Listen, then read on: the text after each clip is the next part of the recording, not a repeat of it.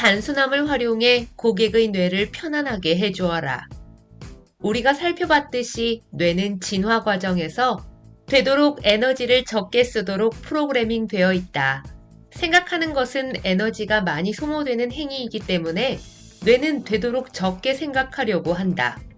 뇌가 자발적으로 감정의 주도권 외에도 뇌 연구는 우리에게 또 다른 구매 증폭기에 주의를 기울이게 한다. 바로 단순함이다. 이를 더 명확하고 자세히 알아보기 위해 나는 똑같은 메시지를 다르고 복잡하게 표시했다. 왼쪽 문구를 읽을 때 여러분의 뇌는 상당히 고생할 것이다. 글씨체는 읽기 어렵고 문장도 길다. 전문 용어로 표현하자면 인지 과부하가 온 것이다. 오른쪽 문구는 완전히 다르다. 즉시 이해하고 파악할 수 있다. 여러분은 왼쪽 문구를 읽을 때 뇌가 약간만 더 작동하면 되는 것 아닌가요? 라고 반문할지도 모르겠다. 하지만 왜 그래야 하는가? 우리는 첫 번째 뇌 사진에서 드라마틱한 결과를 볼 수 있다. 뇌가 인지적 복잡함으로 고생할 때 감정적 고통 및 처벌 중심부도 활성화되는 것이다. 오른쪽 그림처럼 간단한 메시지를 읽을 경우에는 사진은 완전히 다르게 나타났다. 여기서는 보상 시스템이 즐거워했다. 문제는 고통 및 처벌 중심부가 활성화되면 고객은 그러한 상황과 자극을 피하려고 시도한다는 점이다. 기분은 바닥까지 떨어지고 자신이 처한 위험과 상품 구매에 대비하기 위해 극도로 비판적인 상태가 된다. 반면 보상 중심부가 활성화되면 완전히 정반대 상황이 벌어진다. 우리는 점점 더 복잡해지고 예측 불가능해지는 세상에 살고 있다. 그러니 고객이 뇌를 최대한 쉽게 사용할 수 있도록 도와주는 노력이 필요하다. 이성은 뇌가, 감정은 복부가 담당한다는 오해. 우리 뇌에서 무의식적인 처리 메커니즘과 밀접하게 관련이 있는 것은 이른바 복부 결정, 즉 감정에 따르는 결정이다. 이 결정 역시 구매 과정에 관여한다. 여기서도 우리는 감정 대 이성이라는 오해를 다시 한번 만나게 된다. 물론 약간은 다른 형태로 말이다. 감정은 복부에서 통상적인 생각을 따르고 있고 이성은 지성 일반의 상징인 우리의 머릿속에 있다. 그런데 여기서도 우리 머릿속에 있는 이성과 복부에 있는 감정은 싸우고 있다. 그리고 어떤 결정을 내릴 때 이것이 느껴질 뿐만 아니라 실제로 복부가 영향을 받는다는 과학적으로 입증된 증거도 있다. 이러한 이유로 이른바 신경위 내분비학이라는 신경생물학의 연구가 주목을 많이 받았다. 독일에서 널리 알려진 유명 과학 잡지 개요는 미국의 연구원 마이클 거션의 연구에 대해 다루었다. 그는 자신의 책 두 번째 뇌에서 인간이 위장 부위의 뇌와 유사한 고도로 복잡한 신경구조를 가지고 있음을 보여주었다.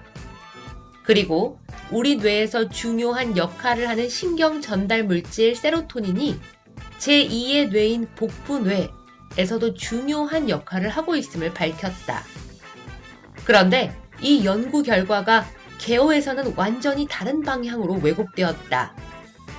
감정 대 이성이 복부 대 머리로 왜곡된 것이다.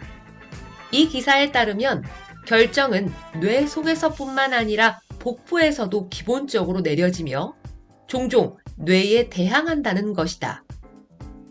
머리는 이성을 담당하고 복부는 감정을 담당하며 이 둘은 서로의 적이라는 논리다. 사람들은 이 내용을 보고 열광했다. 우리가 생각하는 것과 일치하기 때문이다. 수많은 결정을 내릴 때 우리는 뱃속에서 쾌적하거나 불쾌한 흥분감을 느끼기도 한다. 그러나 복부에서 느끼는 이러한 흥분감이 우리의 의식에서, 즉 뇌에서 발생한다는 사실을 간과한다. 복부 자체는 아무것도 느끼지 못하기 때문이다. 손가락이 뜨거운 난로에 데어도 손가락 자체는 고통을 느끼지 못한다. 그 고통의 느낌은 우리의 뇌에서 발생하는 것이다. 어쨌거나 마이클 거션은 잘못이 없다. 개요가 주장했던 것에는 그가 직접 한 말은 한마디도 없었기 때문이다. 그의 책에는 복부가 뇌의 결정에 관여한다는 내용은 전혀 나와 있지 않다. 그는 오직 우리 복부에 있는 고도로 복잡한 신경 구조가 왜 중요한지 그 이유를 밝혔을 뿐이다. 거셔는 복부의 신경 구조가 우리 소화관을 조절하고 뇌의 부담을 덜어주는 역할을 한다는 것만을 보여주고 있다. 직관의 힘은 어디에서 나올까? 그런데 복부 감정이란 대체 무엇일까? 다음과 같이 표현할 수 있다. 결정을 내려야 하는 상황에서 우리의 뇌가 자신의 모든 경험 구조에 의지하는 것이라고 말이다. 그렇다면 무의식에서는 어떤 경험이 존재할까? 우선 우리의 감정 시스템과 그 밖에 다른 무수한 생물학적 기본 프로그램이 있다. 거기에 우리의 문화적, 사회적 경험과 인생에서 겪은 개인적인 경험이 들어있다. 추가로 우리의 뇌는 외부 세계의 신호도 고려한다. 우리는 뇌 속에 들어있는 그 모든 경험들의 존재를 알지 못한다. 다르게 표현하자면 자아는 뇌가 알고 있는 내용을 알지 못한다.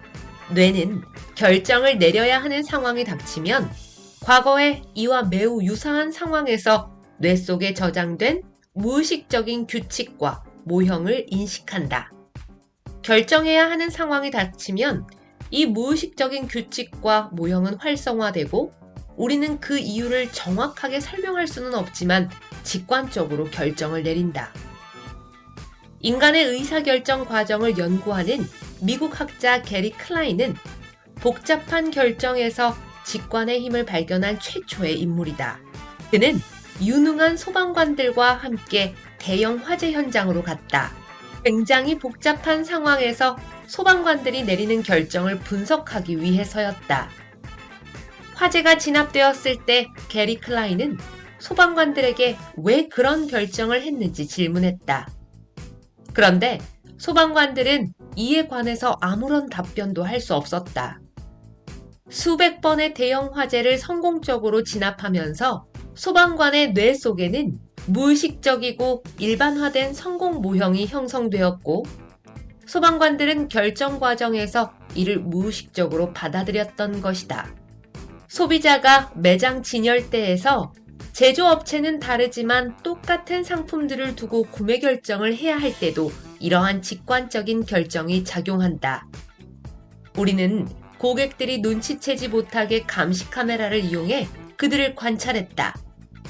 고객들은 진열대 앞에서 상품을 비교하다가 갑자기 하나를 집어들었다. 나중에 그들에게 왜 그 상품을 구매했는지 물었지만 명확한 이유를 대답하지는 못했다. 하지만 그 고객이 내린 결정은 결코 우연이 아니다. 그의 뇌 속에는 마치 TV를 보다가 받아들인 광고 메시지처럼 브랜드와 상품에 대한 자신만의 고유한 경험이 무의식 속에 저장되어 있었던 것이다. 물론 이때 의식적 자아는 그 광고 메시지가 뇌에 어떻게 저장됐는지 모른다. 자동 구매 버튼이다. 마케팅 및 광고 전문가는 회사, 제품, 브랜드의 인지도가 판매 성공에 얼마나 중요한지 잘 알고 있다. 인지도는 신뢰를 불러오고 이를 통해 균형 시스템을 자극한다. 그러나 더 중요한 것은 다른 과정이다.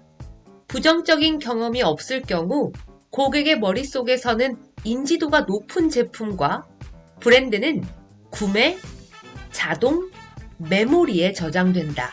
소비자는 상품 진열대 앞을 지나갈 때 상품을 그냥 집어서 깊이 생각하지 않고 장바구니에 넣을 확률이 높다. 에너지 절약 모드를 포함한 뇌의 절약 모드는 1994년 미국의 신경생물학자 마커스 라이클에 의해 처음 증명됐다. 먼저 뇌 단층 촬영 장치로 피험자를 관찰했다. 생각하는 뇌 속을 들여다보기 위해서다. 그런 다음 잘 알려진 단어와 잘 모르는 단어 목록이 이들에게 제시됐다. 뇌 사진은 다음과 같은 사실을 보여주었다. 잘 알려진 단어는 신경피질의 전방 부위 활동을 감소시킨 반면 잘 모르는 단어는 반대로 그 활동을 증가시켰다.